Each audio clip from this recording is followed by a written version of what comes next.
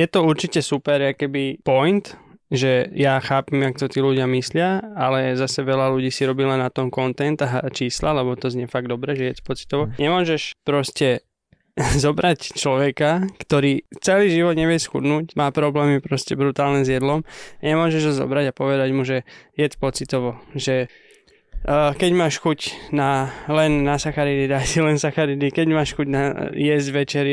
Vieš, nemôžeš proste toto povedať človeku, lebo tu sa stane to, že tie výsledky, kým on bude mať, tak sa brutálne predĺžia, nebude mať výsledky za mesiac, 2, 3, bude mať výsledky možno o rok, pretože to je brutálne náročné. Zase ho to demotivuje a vlastne z pocitového jedenia sa stane ďalšie prejedanie, pretože bude demotivovaný z toho, že nemá výsledky, to je nereálne. Presne ako hovoríš ty, najskôr si začni zapisovať tabulky, nauč sa s tou stravou pracovať, nauč sa čo, koľko má, približne ako čo koľko váži. Keď budeš chcieť, a nemám jednu takú klientku, mám veľa klientiek takých, ktoré teraz už chcú nejakým spôsobom trošku ísť bez kalorických tabuliek, tak ideme proste najskôr 2 dní v týždni, jedia pocitovo, ostatné zapisujú. Teraz prechádzame na 3 dní, postupne sa dostávame až do dní bez kalorických tabuliek. Takáto žena si to môže dovoliť, ktorá je rok na coachingu a rok sa učí o tom.